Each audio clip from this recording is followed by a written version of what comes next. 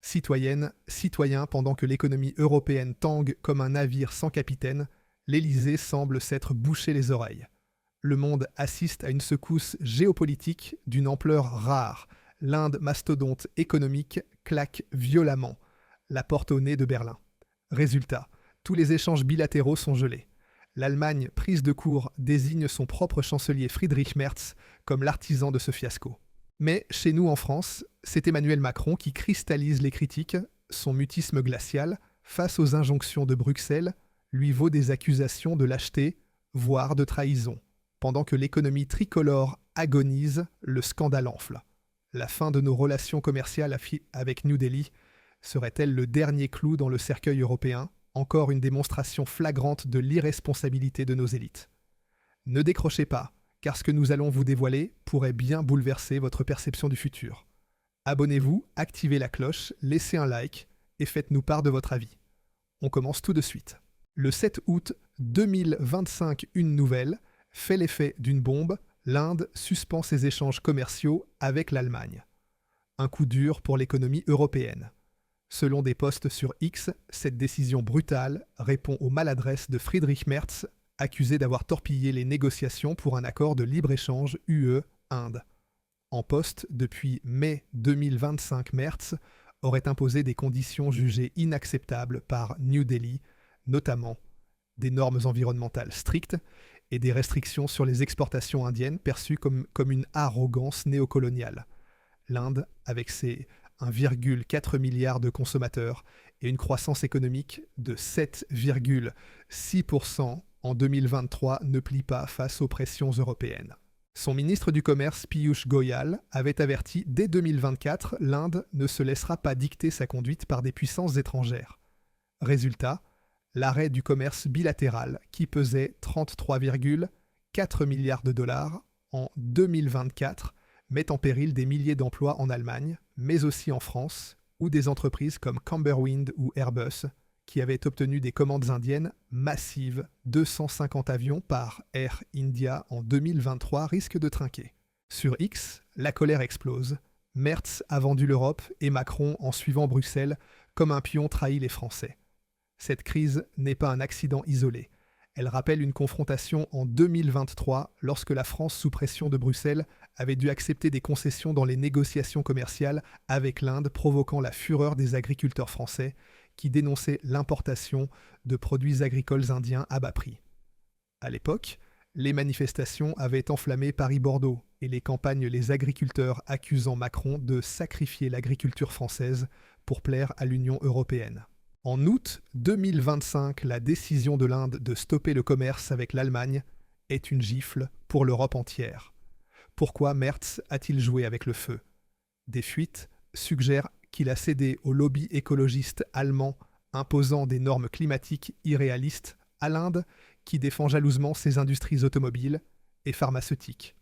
L'Inde, exportatrice majeure de médicaments et de composants électroniques vers l'Europe, refuse d'être vassalisée par des règles européennes. Cette rupture menace les chaînes d'approvisionnement françaises. Renault, dépendant des pièces indiennes, risque des arrêts de production et Sanofi pourrait voir ses coûts exploser. Pendant ce temps, Macron, en vacances à Monaco avec Brigitte, savoure des dîners dans des palaces pendant que les Français luttent pour survivre. Une honte nationale, scandent les internautes sur X avec les mots dièse Macron démission et Europe traîtresse. Les faits sont accablants, l'économie française s'effondre sous le poids des politiques imposées par Bruxelles. La dette publique explose.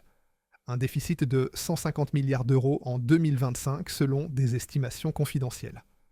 Le chômage touche des millions des jeunes diplômés sans avenir aux seniors abandonnés.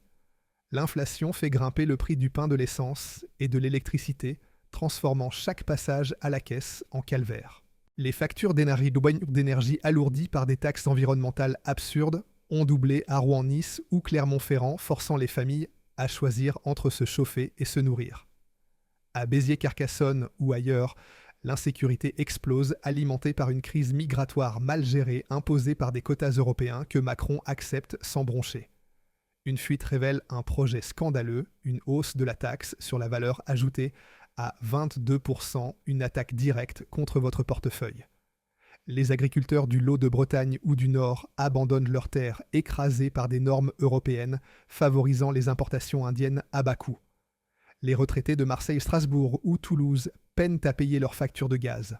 Les petites et moyennes entreprises à Saint-Étienne, Mulhouse ou Bayonne ferment sous la pression fiscale, tandis que les multinationales prospèrent grâce à des accords commerciaux imposés par Bruxelles.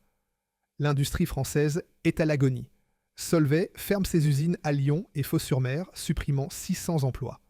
ArcelorMittal réduit sa production à Dunkerque, chassée par des coûts énergétiques prohibitifs dictés par l'Union européenne. Au premier semestre 2025, des milliers d'entreprises font faillite, un record en 10 ans. Les banlieues s'embrasent comme en juillet 2025 avec des émeutes migratoires à Paris, Lyon et Marseille, alimentées par des politiques migratoires imposées par Bruxelles. Dans la Creuse ou le Pas-de-Calais, les habitants dénoncent une insécurité croissante avec des vols et violences hors de contrôle.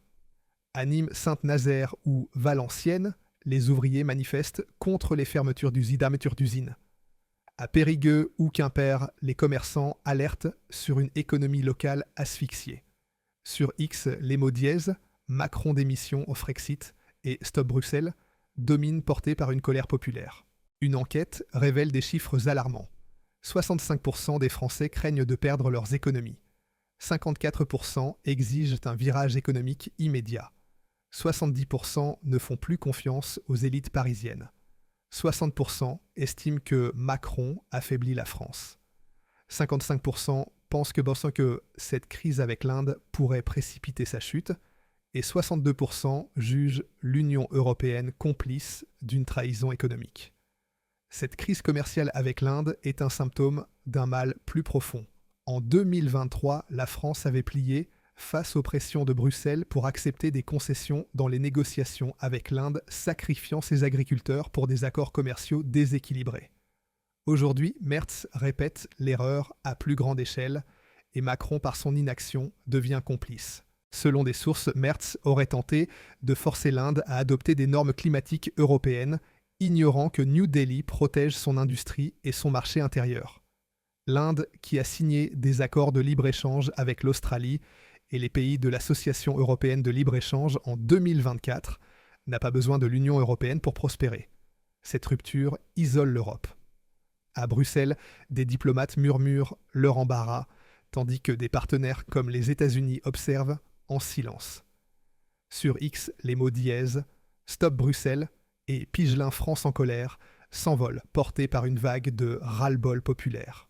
Les Français exigent des réponses. Pourquoi sacrifier notre économie pour des bureaucrates non élus? Pourquoi tolérer un président qui parade à Monaco pendant que les usines ferment?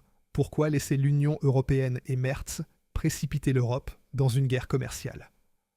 Les manifestations des agriculteurs, des commerçants, des ouvriers et des retraités montrent que le peuple refuse de se taire. À Bordeaux, Lille, Toulouse ou Perpignan, la colère gronde dans les cafés, sur les marchés, dans les usines. Les écoles à Caen, Limoges ou Grenoble manquent donc de moyens, avec des classes surchargées et des bâtiments vétustes. Les hôpitaux à Dijon, Brest ou Toulon sont au bord de l'effondrement, avec des patients dans les couloirs. L'Union européenne a 6 mois pour changer de cap, reconnaître ses erreurs, rendre la souveraineté aux nations ou regarder les dominos tomber. La France travaille discrètement à un scénario de sortie de l'Union européenne. La Pologne examine les traités européens. L'Italie et le Danemark exigent une refonte des accords commerciaux. Le peuple se réveille. À Dublin, ils protestent contre Bruxelles.